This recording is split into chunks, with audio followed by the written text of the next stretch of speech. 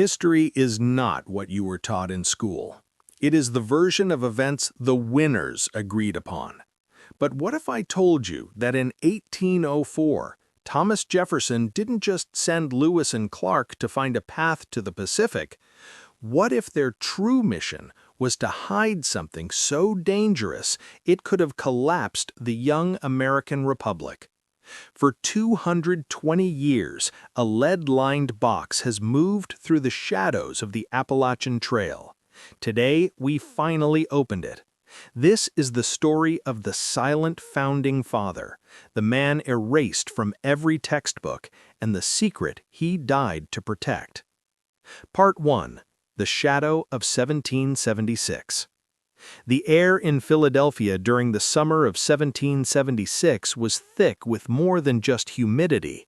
It was heavy with the scent of treason.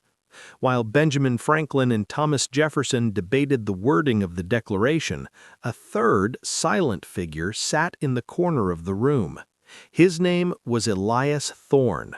Thorne was a polymath, a man who understood the physics of vibration and the mathematics of encryption long before they were formal sciences.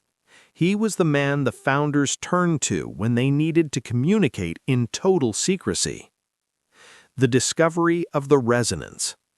While digging a well near what is now Independence Hall, Thorne's workers uncovered a series of strange metallic plates inscribed with a language that predated any known Native American tribe. These weren't gold or silver, they were a strange alloy that seemed to hum when touched. Jefferson was fascinated, Adams was terrified, Thorne was obsessed. Thorne realized these plates contained a map, not of the land, but of energetic arteries across the North American continent. He believed that whoever controlled these points could influence the weather, the soil, and even the collective mood of a population. Part 2. The Secret Mission of 1803. Fast forward to the Louisiana Purchase. On the surface, it was a land deal. In reality, it was a race against Napoleon's spies to find the heart of the West. Jefferson summoned Meriwether Lewis. The instructions were written in a cipher only Thorne's descendants could break. The public mission, map the Missouri River. The private mission, find the great monolith described in the plates and bury a lead anchor to disrupt its signal. The journey was harrowing. Historical records mention the grizzly bears and the harsh winters, but they omit the shadow men, mercenaries hired by European banking families who knew exactly what Lewis and Clark were looking for. The conflict at the Great Falls. In 1805, at the Great Falls of the Missouri, the expedition didn't just find water. They found a geological anomaly where compasses spun in circles and the men experienced vivid hallucinations of the future.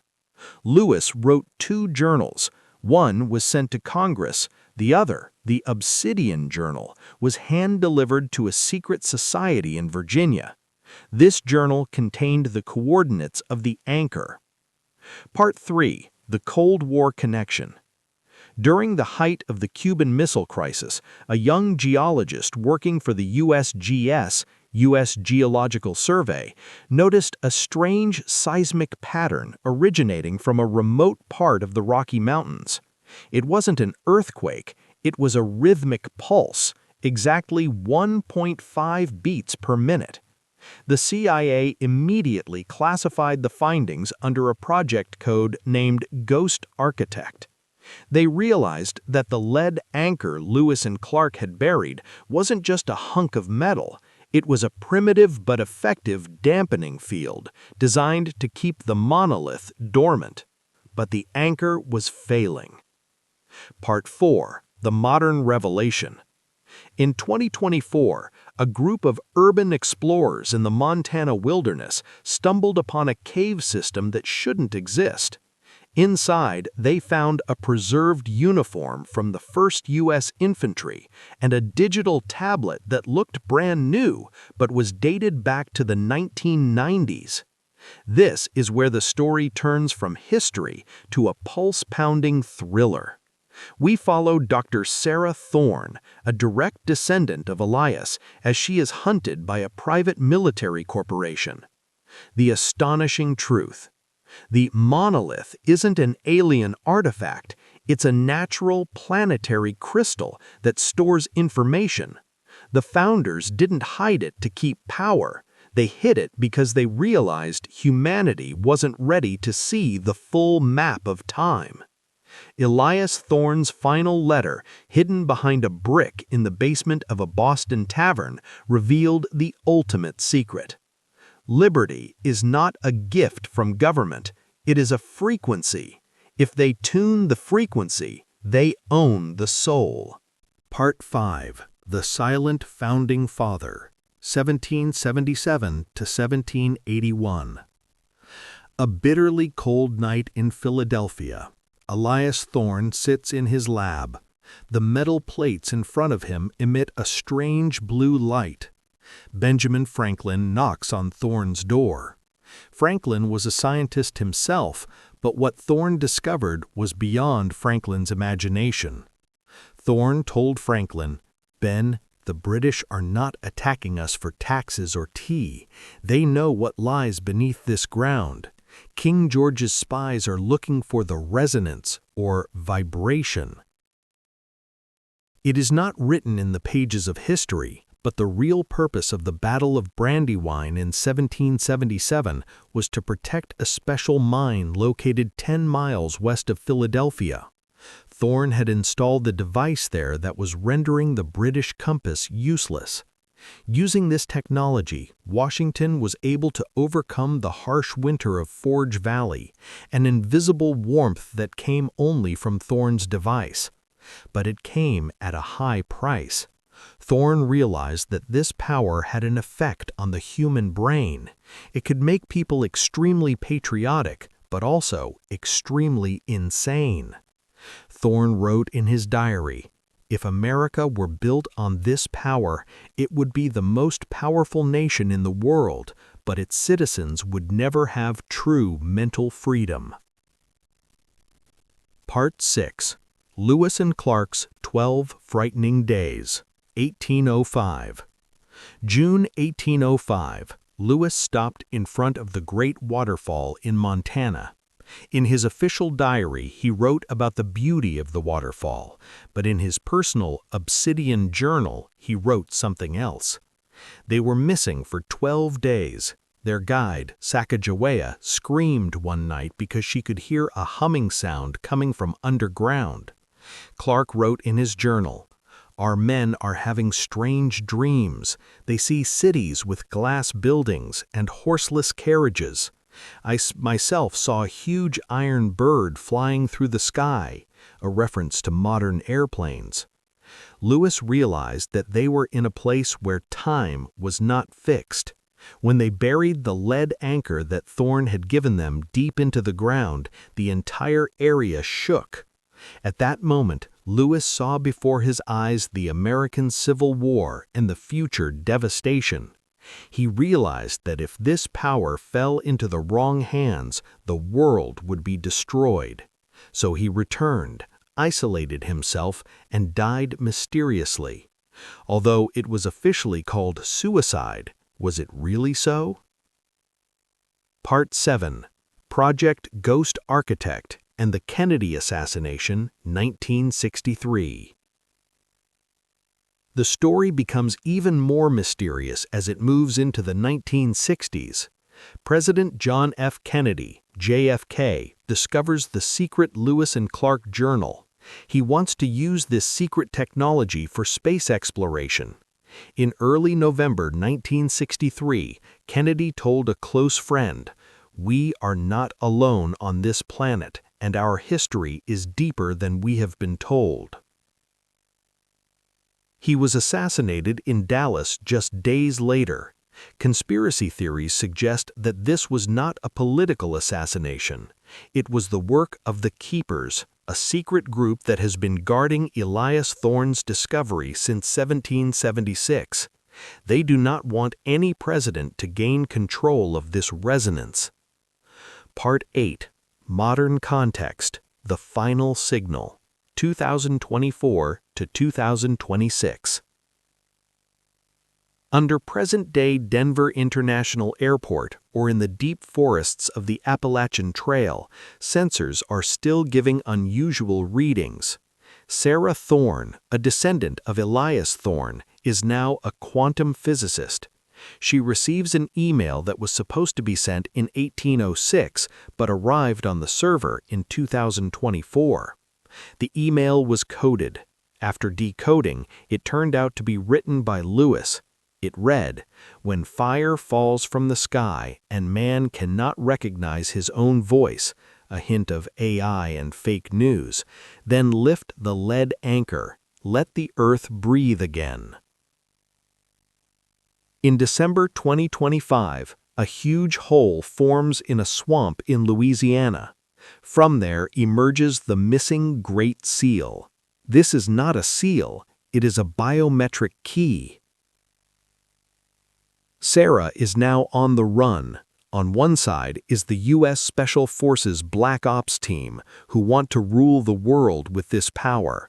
On the other side is Sarah, who wants to unleash this vibration for the benefit of ordinary people.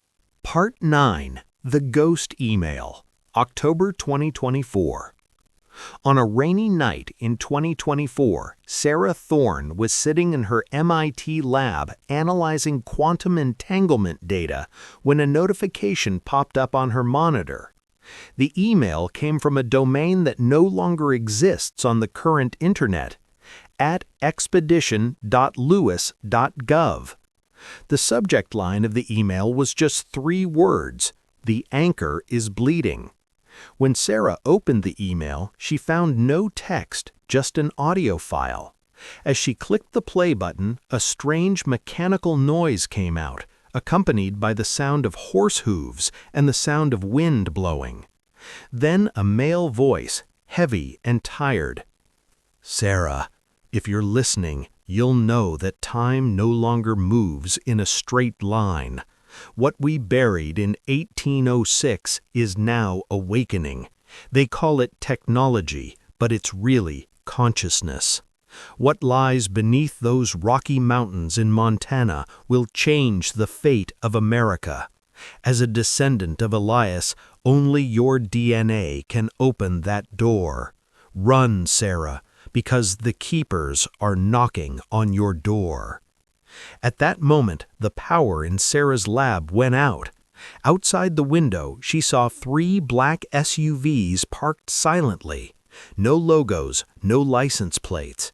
Sarah realized that her ordinary life was over. Part 10.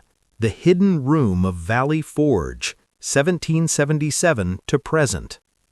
The story shifts to Valley Forge in 1777, while General George Washington and his troops were struggling to survive a blizzard. Elias Thorne was working in a secret underground chamber. Elias discovered that there was a crystal grid, or lattice of crystals, beneath the geological formations of the North American continent. This grid was actually like a giant memory card that contained all the information on the Earth. The British wanted to use this information to control the future. Elias told General, if we can control the vibrations of this Earth, our enemies will not be able to see us." This technology was called the Great Silence. Washington used it to make his troops invisible to the British. But Elias knew that it was dangerous for any one person to have this power, so he divided it into 3 parts and hid them in 3 different parts of America. The memory, in Montana, where Lewis and Clark went. The heart, in Philadelphia, which still beats under Independence Hall. The voice, in Washington, D.C., which controls the human mind. Part 11. The Denver Conspiracy, 2025. Mid-2025, Sarah Thorne is now a fugitive. She is stranded at Denver International Airport on her way to Montana. Here she meets an old man who introduces himself as the last surveyor. The old man shows Sarah that the strange murals at Denver Airport are not actually works of art, they are a manual or instructions. The sword-wielding soldier in the mural is actually a warning from Elias Thorne. The pictures of dead children are actually a hint of that terrible future if the keepers can activate that technology. The old man tells Sarah, the government thinks they are ruling the world with drones and satellites, but the real control lies in the hands of that hum or vibration under the ground. Those who can control this vibration can also control people's dreams. Part 12. The Final Confrontation in Montana, 2026. The climax of the story begins in the secret cave in Montana where Lewis and Clark last set foot 220 years ago. Sarah arrives there, but the head of the keepers, General McCallum, appears behind her. McCallum forces Sarah to touch the lead anchor or lead anchor. When Sarah puts her hand in, the walls of the cave become transparent. She sees time as neither past nor future, but a circle. She sees that when Elias Thorne first touched the plates in 1776, Elias was actually looking at Sarah. Elias knew that one of his descendants would come here 200 years later. A surprising twist. Sarah realized that a secret member accompanying Lewis and Clark on that expedition was actually Sarah herself, who traveled from the present to the past to complete a time loop. Lewis's obsidian journal contained Sarah's handwriting. The story's final message. Even today, if you go to a secluded mountain in America and listen, you will hear a faint humming sound. Scientists call it geological noise, but those who know history know that it is actually the heartbeat of Elias Thorne's device. Did Sarah Thorne turn off the device, or is she still walking in the snow of Montana with Lewis and Clark on some page of history? Even greater than the bloodshed behind America's independence is the secret that still holds the ground beneath our feet. Are you sure that the person next to you is an ordinary citizen, or is he also a keeper who is controlling your thoughts?